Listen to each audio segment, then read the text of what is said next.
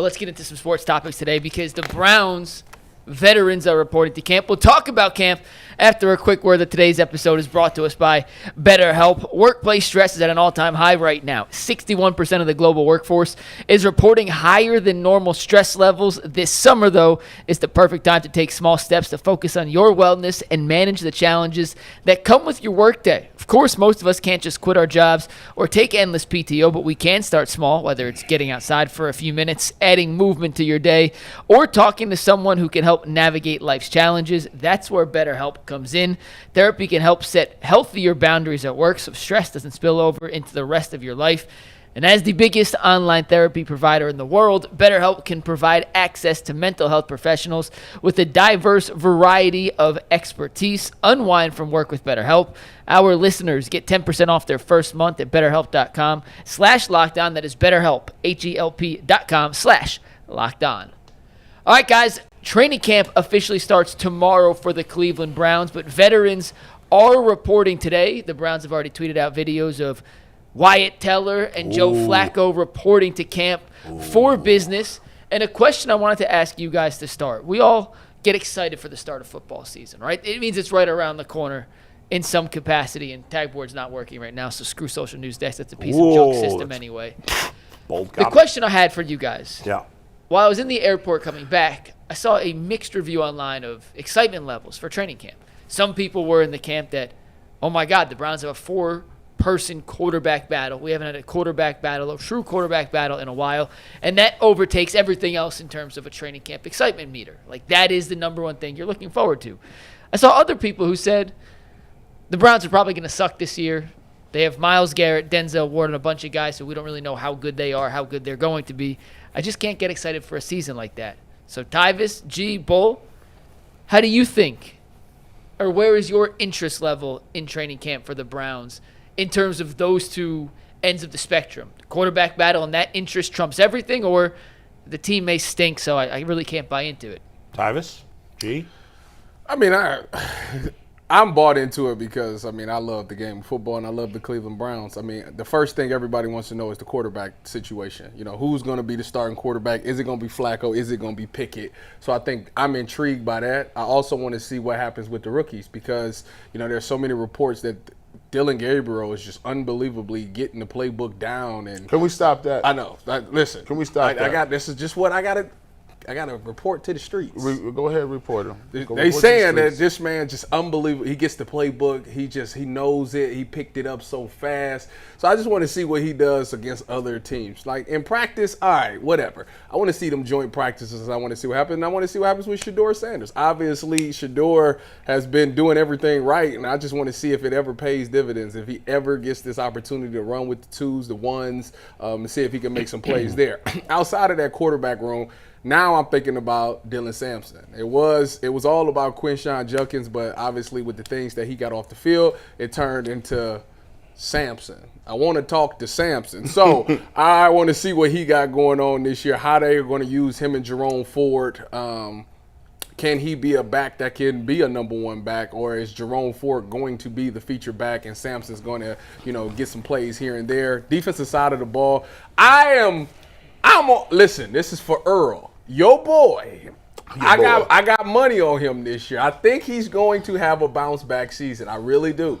You have a good season, you have a bad season, but now it's called bag season. And when you at your bag season, you have no choice but to go out there and put on a good performance. So I'm really interested to see what Martin Emerson does this season, coming off of the rough season that he had last year. And lastly, Carson Schwarzenegger is the last person that I'm looking at because of the simple fact that we don't have JOK, and they drafted him pretty high as a JOK replacement. So I want to see what happens in that linebacker room between him and my boy Jerome Baker. Shout out Jerome Baker, the touchdown maker.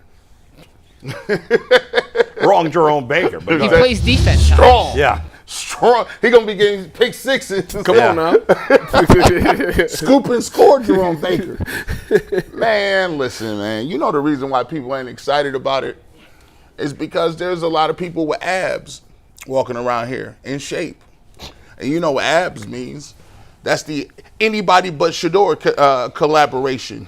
There's a lot of people running around here been doing a lot of sit-ups and crunches with these abs for Kenny Pickett, just doing it. Anybody but anybody but Shedeur in that mix. Now the people that understand what the assignment is and understood what the film work looked like and understood what it is are excited to see what 12 can do. Now let's get to this right. See, now listen, we played nice during the regular season. It's the training camp now. We played nice. We got everybody got their money off.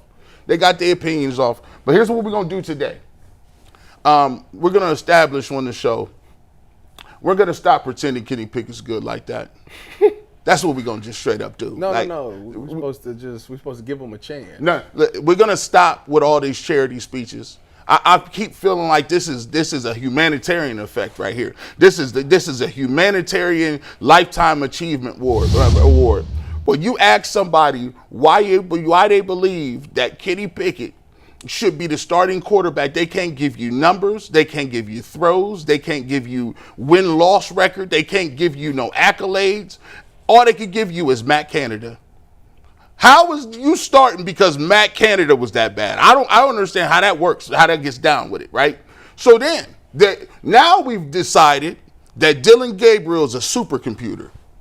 We done decided Dillon Gabriel, he is a MacBook Pro on 5,000. He understands every play. He speaks 7 languages. He throws the football through a wall. And on top of that, he got more reps than anybody in the world because he won the spelling bee when he was in 6th grade. I'm going to tell you what, man, this is great around here. This is beautiful. Guess what, man? Stop all that. Tomorrow and today, we're going to get an opportunity to see what it is. There's been a lot of random narratives floating around about why Kenny Pickett deserves it. This ain't charity. Kenny Pickett is going to have to get out there and earn his spot just like anybody else is. And one more thing that I'm tired of. I'm not going to sit around and expect the Cleveland Browns should not be operating on nobody's expectation levels. I think we do that way too much. I expect them to be terrible in 3. Listen, that ain't what the job is. If the Browns are expecting to be terrible, maybe they need to look at the front office and the coach and say that they ain't got the right people in charge. If that's what they selling you, because you won 3 games last year. You've been up and down, up and down, up and down, up and down. And I refuse to sit here and cover the Cleveland Browns for 2026. And the best thing we can look forward to is Kevin Stefanski gets to run the plays he likes. That don't do that for me. Kenny Pickett gets another opportunity to start his career. That don't do nothing for me. And we got a number 1 pick possibly next year. That sure as hell don't do nothing for me. It's about this year showing improvement. And guess what? Them dudes gonna have to earn it. We keep writing these dudes into the Hall of Fame. Kev, you're going to have to do something this year. Andrew Berea, you better hope Dylan Sampson do something. And as far as these quarterbacks go, I'm not going to keep pretending that Kenny Pickett's the guy because we've been convincing ourselves that for 4 months now? No. Who is we? Yeah, I think there's like 2 people. Oh, no, you turned it into we. Oh, no. I go. Aditi, 1. She's the only one. Mary Kay, 2. But Mary Kay has said she thinks he's going to be the starter. Not that she thinks he's good. Jason, if you're not good, why are you starting? Jason Lloyd. Because nobody's good. Jason Lloyd. Maybe. We don't see that's you the thing. You think Jason thinks Kenny Pickett is good? No, he said he's starting. No, Jason said that he said it yesterday. Jason said that Flacco should be the starter, but he believes he thinks Kenny the Browns are going to start. That doesn't mean he thinks he's good. But here's the thing. That's fraudulent. But you're accusing people of having narratives. No. You're being a hater of Dillon Gabriel, aren't you? No. I just said he's not a supercomputer. Well, I don't know what he is. I know nothing about Dillon Gabriel. So here's what I'm saying. Here's the but thing. You were hating on him. No, that's not hate. Yes, it was. No, that's not hate. Here's the thing. Gee, I've been called a hater for much less than you just said about Dillon Gabriel. I said, first of all, if you go back to the beginning of time, I said if Dillon Gabriel come out here and throw the ball and ball out, I'll give him credit for it. Right. The problem is if Shedeur Sanders balls, it's diminished. I just think you got to stop with that. That has nothing to do with the Browns. Why don't it? Because why don't it? Is he getting first team reps? He has not gotten first team. Okay, when they talk about it, don't they say he's on the little small field over there? Right. He's on the other field. I don't care. I didn't write that. You keep talking about what fans are saying or what media is saying. That doesn't matter. Do you think the Browns are purposely trying to sabotage Watch Sanders? this. Hold on, watch this. Yeah. Here's what I think about the Browns. When it comes to everything that they've done in the past, they've been incompetent. That's what I think about them. And here's the thing. Yeah. I'm not giving them a pass on none of them quarterbacks. I'm not saying you should. So my thing is, why would I give them the benefit of the doubt on the Cleveland Browns to know what a quarterback looks like, and they have done it backwards since the beginning of time? All I'm asking is, do you think they're purposely sabotaging Shedeur Sanders? Here's what I think. If you're going to have a competition, he should be given an opportunity to show what he can do. Agreed. And if maybe he will. And if he is not given an opportunity to show what he can do, then you're sitting here like this, like, okay, well, what are we doing here? Because if people are telling me that we are going to be bad, play Kenny Pickett or Joe Flacco for 12 weeks, and we okay with that? Well, who's okay with that? There's nobody okay with that. Who has said? I keep telling you the people that's okay with that. Aditi, Mary Kay, Aditi is the only one that thinks Kenny Pickett's good. She's entitled to her opinion, just like we are. No. Mary Kay says Kenny Pickett should have been playing to start too. She's been saying that. I don't think she's ever said he's a good player. Maybe she has. Jason certainly hasn't said Kenny Pickett's good. He said, I was on the show with him. I'm saying is, why are we discussing what other media members are saying? That's irrelevant. It's irrelevant to what's going to happen on the field, or whether or not, maybe you think, excuse me. Jeez, hit the water. Paul is so disgusted He's so at the Shedeur slander that he's having a meltdown. I just think we've spent so much time talking about the media's doing this or everybody's. I just don't think that matters. All that matters is what the Browns are doing. Yes, it does. So here's the thing. I don't believe there's like an anti-Shedeur. Oh, there definitely is. I just don't believe that. You talking about inside the building? Or you talking about with the Browns, or you talking about other places?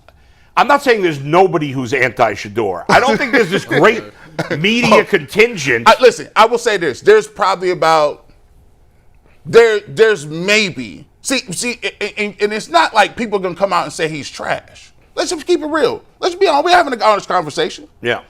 But if he throws the ball and he's done well, that was just practice. That was just practice. Don't count.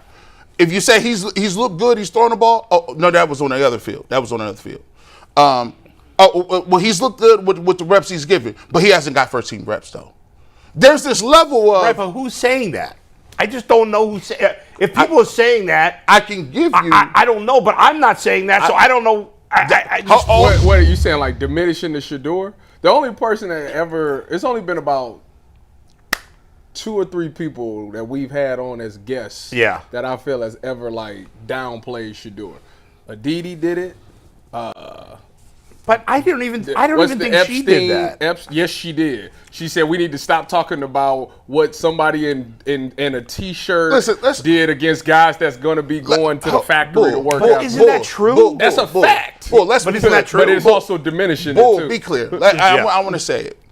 The clip is there. People got to stand on business. Yeah. Mary Kay said, listen, he better be with Shiloh learning the playbook. I didn't hear that. But, okay, if you're saying it, that's fine. Listen. No, it's not fine. Okay. No. What I'm saying is, do you think Mary Kay is really anti-Shedeur Sanders? Do you really believe that?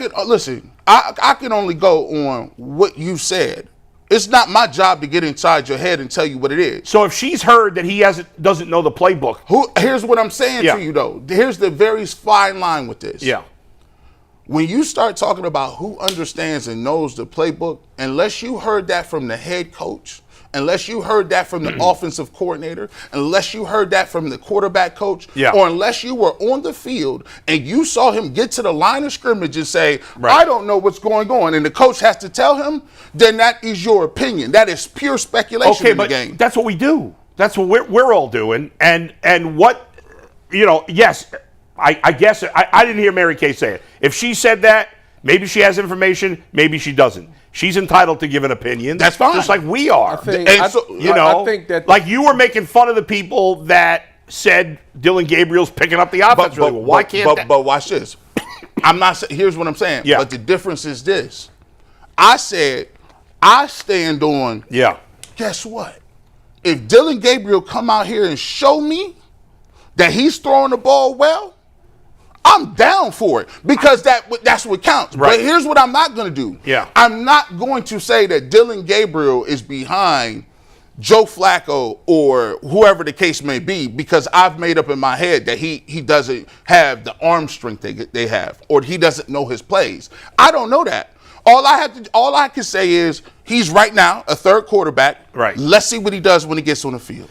The only thing I'm saying is that what you just said about Dillon Gabriel, if somebody else had said that about the exact same thing about Shedeur Sanders, you would have gotten pissed off about that, and you would say they were a hater. No, about what? If somebody had said what you just said about Dillon Gabriel, The fact that he picked up the playbook really yeah, you were quick kind of making fun of that. And he was the sixth grade. He won the sixth grade. He's a supercomputer. If somebody said the same thing about Shedeur, oh my God, he made these plays in practice, you would have gotten pissed. But but that's happened. That's fair. But that's happened. Right. But then you can't blame somebody if they get pissed at you for what you said about Dillon Gabriel. Listen, if they want to, here's the thing. If you want to say, hey, listen, G. Bush said that Dillon Gabriel is not a supercomputer, right? Yeah. Okay, well then if you say, all right, well Shedeur Sanders did not win the Super Bowl in practice. Yeah. Okay. In the end, I'll speak for myself. I always keep it 100. You guys know that. Same. I don't give a rat's ass what any of these guys are doing practice. I think it's I think it's mostly meaningless, good or bad. You don't care about the joint practice? I mean, as you go along the way, it has a little more meaning. The joint practice is big. What are we learning in a mini camp? We, as outsiders. Like OTAs? Yes. Oh, I just want That's all I'm saying. And I think it's good or bad for anybody. Hold on, wait. Listen. there is things there. You get to see people's movements. You get to see the process, and you get to see those things. And don't get me wrong, equipment makes a difference, but in practice it don't. Because it's not like we going out in practice and we just knocking each other's heads off. Right. That's not the case. That's it. You practice about the same as you do with T-shirts on that you do in pads because you take care of each other. So the reason that I'm thinking that joint practice is that because other teams don't necessarily get that same message. That's true. Trying to send that has more meaning. I agree with you. And on top of that, the coaches is calling the plays that they want to see. Like, I need to see if we can run this when we go against this defense later on. So we're going to call actually what we want to run to where we get to the preseason games. It's going to be very vanilla because you want to see people play fast. You want to see them play mistake-free and not have to think about a lot of things. So those playbooks are very vanilla. Yeah. So when you get out there to a game, all I'm looking for on the defensive side is can you cover and can you tackle? Can you run? That's it. Yeah. On the offensive side, when you get the ball in your hand, can you make a play? As a quarterback, can you dictate what coverage they in and can you go to the right spot with the ball? That's the only thing you can really do in a preseason game. As far as all like who's going to be a star and all that, you can't really tell. We don't know. Yeah, it's so early. Really and you know what? I agree with a lot of what you said. First of all, the Browns have no guy that's 100% certain at quarterback. None of these four guys. Joe's old. Kenny Pickett has sucked, in my opinion. And the other two guys haven't played. So if the Browns don't give an equal opportunity to all of them, that's a huge mistake. I agree. I'm not ready to say they won't just because Shedeur didn't get the opportunity in the mini camps. I think it would be criminal. I'm with you. If he doesn't get a legit opportunity to compete and potentially win this job. The idea, I also agree with you, the idea of handing the job to Joe Flacco or Kenny Pickett is ludicrous. The idea of playing one of them 12 games, unless it's a really weird circumstance where one of them plays amazing and the team's winning a ton of games, is also ludicrous. I want to see Dillon Gabriel and I want to see Shedeur Sanders both get a real opportunity to have a fair competition. I agree with that. That's it. That's the energy I want. I want stuff to count. Like there has been a atmosphere around this place of this don't count. It's about the stadium. We'll be bad this year. Yeah, I don't agree with that. I don't like that attitude. We'll be bad this year. Yeah. And get this year don't count? Yeah. I clearly y'all know how I feel about that. Well, you've said it. And Jason said it too. I think that's bullshit. I agree with you. And so my thing is I just have to be clear on it. Like all these people need to be earning something. And that includes the people that's running the organization. That's right. They sitting around and we rubbing their shoulders like these dudes is the end all be all. And it irks me that you're saying to me that you're picking guys. This is a contradiction of what sports is, Titus. If you're gonna pick these guys in the draft and use draft capital on them, but then turn around and say, I'm not going to use them. I'm not even going to see what you got. You referring to the quarterback? Yeah, anybody. So the thing with the quarterbacks is it's such a touchy thing. It's not, first of all, there's no one correct way to do it.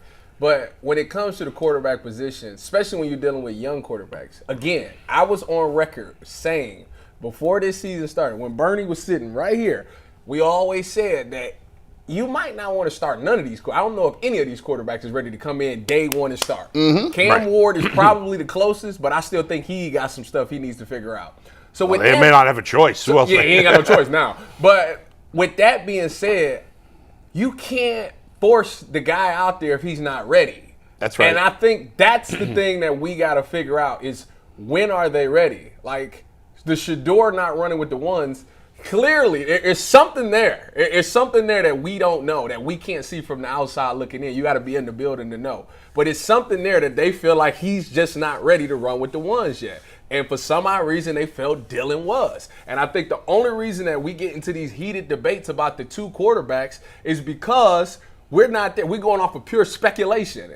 If one quarterback runs with ones and the other one doesn't, but we watch videos and see that that Shedeur is lacing the ball and threading the needle on all these passes, our thing is, well, if he's looking that good, why can't he go with the ones? That's exactly how all of us feel. And we automatically assume, okay, it must be a playbook thing. But we really don't know. Nobody know. Unless G. Bush is right. Unless you, Kevin, or the OC, or the quarterback, because we don't know what the situation is. So that is fair to say. But I'm not about to sit here and say, oh, we need to see them week 1 or week 2. No, we need to see them when they're ready to go in. Because if you send them in too early, you're going to have a Bryce Young situation where it was a waste of time. Yes. You're going to get a false narrative for the quarterback. Then you're going to rush to a decision that neither one of these guys is it. And you're going to force yourself to go get another quarterback. Now you wasted 2 draft picks on 2 quarterbacks that you could have had that probably could potentially be good. But you already going to skip over them for next year's quarterback. So that's why, to me, this whole thing is very delicate. And I'm trying to just let it just play out. I'm trying to trust Kevin Stefanski's and their judgment on this for once. You know what's funny? We've been talking about this for 20 some odd minutes. 22 minutes. Talking about, are you excited for training camp or are you not? We haven't once mentioned their first draft pick, Mason Graham. The most underappreciated top 5. Well, I don't know appreciated. I don't know if he deserves to be appreciated. We'll see. But Underappreciated in terms of like the hype leading into. There's no talk about him at all. First of all, you never even got to your whole answer to this. I did. We stopped Bush went on his rant. And we interjected what is your answer real quick? So, real quick, one last thing I want to say is the one media agenda that I do, G didn't even really bring, well, you did a little bit, but the one agenda that does bother me is that some in Browns media and certainly in the national media, every time we speak to a national media member, Kevin Stefanski gets a pass, always. And I don't understand that. And I'm certainly not an anti-Kevin Stefanski guy. In fact, before last year, I thought he was a really good coach. I've lost some faith in him. I in the end, changed my mind. I said fire him, and then I changed my mind. And I'm okay with him having another shot here. But this idea that Kevin Stefanski is some great coach, that he's accomplished something, is total bullshit. Now, I hope he gets it together and proves me wrong. Or I don't even know if it proves me wrong, but like he hasn't proven enough. He hasn't been a terrible coach. Certainly not. But he hasn't been great either. He's got a losing record. All right? And a lot of people want to give him a pass because of the mess of a quarterback situation, but he's part of that mess. He's helped create that mess. Or he's been part of the reason there's been a mess at quarterback. Well, when we talk to these national people, they paint the picture like it's not his show. Right, it's not his fault. He's like on strings. Like basically he's not Kevin. Like Kevin is handicapped. That's basically what. Yeah, and I think that's crap. And they keep saying there's so many other people that's butting into what he really want to do, so it's hard to blame him. Well, that's what a lot of national I don't buy that. I'm just saying what they say. Listen, don't shoot the messenger. I'm just telling you what they said. Yeah, I just don't buy that. I think that's unfair. What is he going to pass forever now? The Bengals owner's terrible. Is Zach Taylor going to pass forever? Not for me. I mean, I don't think Zach he's Taylor. still employed. Well, he's won a lot more games. He's gone to the Super Bowl. You know what I'm saying? I mean, that's a big difference. I Going personally to the Super Bowl gets you like 2 extra years. I personally don't think Zach Taylor's a very good coach. I would replace him, but the Bengals are cheap. They're not going to do that. So, but like if you ask any national media member, they'll tell you Kevin Stefanski's better than Zach Taylor. Right. And maybe he is, but what are we basing that on? What they'll say was give Kevin Stefanski Joe Burrow and see what happens. But Ty, I get that. That's fair. I get that. Yeah. I get that. But sometimes what you got to do is you got to look at it and say, look, man, at what point in time does the buck stop with you? Because I go back to a lot of the moves that they made. When he was coach of the year, right? Which time? The second time. Okay, 2 years ago. Who made the decision to move on from Alex Van Pelt? He did. Okay. I think he fired him, didn't he? Well, Yes. people will say that he got his hand forced. So watch this. So everything that he has done, Well, it has been magically or mythically somebody else. It's the Podesta's fault. It's the owner's fault. Hold on. Wait a minute. They fired AVP. Yeah. It's a couple of reasons. One, AVP probably wanted to call plays, so he was tired of that. That's one. And two, they wanted to cater to Deshaun Watson. Okay. So Right. so that was your Is those two things factual? So if you say, all right, Alex Van Pelt got fired when you were coach of the year, it was kind of wild. He got 4 or 5 different quarterbacks to get to where you at, and they went to the playoffs. Okay, cool. Maybe he wanted to call plays. They fired him. Well, they fired the tight ends coach too, right? Yeah, that was my dog too. They fired the running backs coach too, right? I was with him in San Fran. So, Yep. you lost your offensive line coach, you fired your tight ends coach, you fired the running backs coach, and then you had no running game. Whose fault was that? You got to choose those decisions, right? Then this year, the biggest thing. You talking about last year's coaching staff? Last year's coaching staff. Well, only person that got fired from the line coach and Ken Dorsey. 2 years ago. So It feels like Kevin Stefanski gets credit for the good and no blame for the bad. None. So he got rid of that staff. Watch this. They turned play calling over to Dorsey, right? Mm-hmm. You know what I'm saying? Mm-hmm. They gave it to Dorsey. Sure did. But why did he hand the play calling over to Dorsey after Deshaun Watson was gone? He was calling the plays. I want to know the same Yeah. thing. Last thing. And I criticized him for that too. Last thing that's when you needed to be calling the plays the most. That's an indictment on him, and another indictment is that, and I've said a few times, I don't think Baker Mayfield would have turned it around here. So because he had to hit rock bottom. I don't disagree with that either. But part of that is Kevin Stefanski's fault because clearly there was more talent than any of us thought with Baker.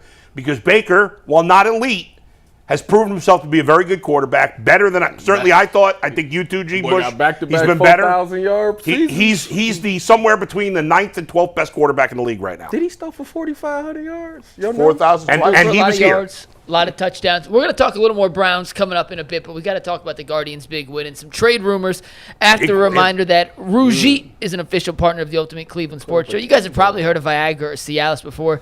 Maybe you've even tried them, but if you're looking for something beyond the usual pill, it's time to meet Rougit Ready. Rougit Ready is a next-gen prescription treatment designed to amplify arousal in the brain and boost blood flow, unlike the usual pills that can take hours. Rougit's 3-in-1 formula dissolves under your tongue and kicks in fast on average in just 15 minutes, and effects can last up to 36 hours, so you can stay confident and in control when the moment is right. Head to Rougit.com/LockedOnNFL and use code LockedOnNFL to get 15% off today. That's Rougit.com, RUGIET.com/LockedOn. Use promo code LockedOnNFL for 15% off. Individual results may vary with prescription treatment. Compounded drugs are permitted to be prescribed under federal law but are not FDA approved and do not undergo FDA safety, effectiveness, or manufacturing review. Please visit the Rougit website for full safety information.